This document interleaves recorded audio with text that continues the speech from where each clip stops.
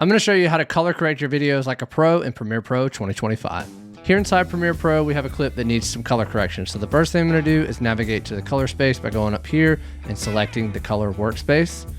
Then I'm going to go up here to window, and I'm just going to make sure that Lumetri color is selected, and I'm also going to select Lumetri scopes.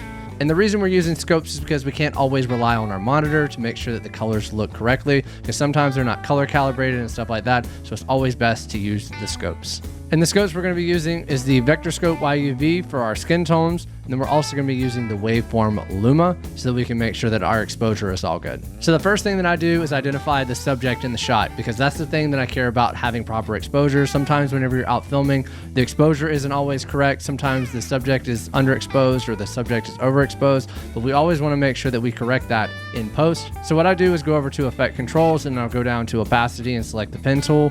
And then I'm just going to kind of mask out my skin so that I can make sure that we have proper exposure. Then I'm going to go back over here to the scopes. Now to check on the exposure of my skin, I'm just going to be looking at the waveform Luma here. And typically skin tones are going to fall between 40 and 70 IRE. Now that's not in all cases. There's going to be certain cases like in really dark scenes that wouldn't actually apply. But in a lot of situations, it's going to typically fall between 40 and 70. And in this situation here, my skin is a little bit too bright in my opinion. So what I'm going to do is just bring those highlights down just a bit. Next thing I like to check with this mask are my skin tones. So I can do this by going over here to my Vector Scope YUV, and my skin tone should fall along this skin tone line right here. Now this, I think it looks pretty good. I might just bring this just up just a little bit, not much at all, but you want your skin tones to fall along this line. Now all I have to do is go back up to Effect Controls, and then I can just delete this mask. And we can do a kind of a before and after to see how that looks. And that's already looking a whole lot better. Now, personally, I feel like there's some things that could be improved in this shot. So the next thing I'm gonna look at here is the waveform Luma. And since we've removed the mask, we can look at the overall whole image. And I wanna bring your attention to the 100 line up here and the 0 line down here. So 100 up here is gonna represent white. So anything that's touching that or trying to go above that, if it's touching that 100 line, you're crushing those whites and you're gonna be losing detail. And anything that's down here in the bottom, you're gonna be losing detail in the black. So that's going to be absolute black. So if I raise the exposure here, you can see the image looks terrible and there's a lot of information that's lost. And you can see when I bring the blacks all the way down that you're losing that information in the blacks. So ideally what I like to do is just make them touch ever so slightly. And if you want to stretch those mid-tones more towards the blacks and the whites at the same time, you can just play around with your contrast slider here. And again, I don't like to mess around with this too much. Maybe I add just a little tiny bit of contrast. Now, one thing that is bothering me is the saturation over here on this light, and it is a little bit too bright in my opinion. So what we're gonna do is go over to Effects and type in Lumetri Color. And then we're gonna add a second Lumetri Color to this clip, and then go up here to Effect Controls.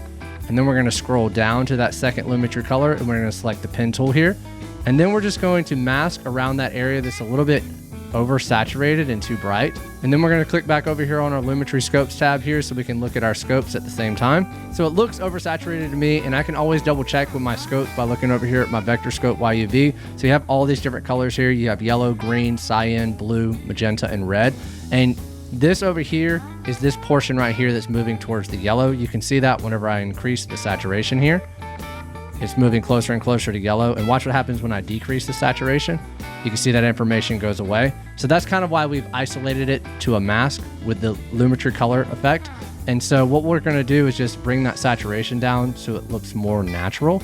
So the next thing I'm going to check is the overall exposure of this light. I'm pretty sure it's blown out. So in order to check this, I'm just going to go back over to Effect Controls, and I'm going to go down here to Opacity, and I'm going to create another mask around the light.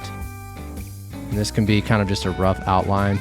And then I'm going to go back over to Lumetri Scopes, and I'm gonna look at it here, and as I can see, you got the black that's gonna be down here over this little arm here, but we do got some stuff up here. So what we're gonna do is just bring those highlights down just a little bit so they're not touching that 100 mark. That's why it's so important, because if your shot's overexposed or underexposed and you don't have that information in camera, you can't bring that information back in post. So I think that's gonna be as good as it's gonna get. Now we're just gonna go back over to Effect Controls, and we'll delete this mask here. And we have this weird looking line here. So in order to blend this, we're gonna go down to our second Lumetri color that we added. We're gonna select that mask, and we're just gonna increase the feather so that it kind of blends in with our shot.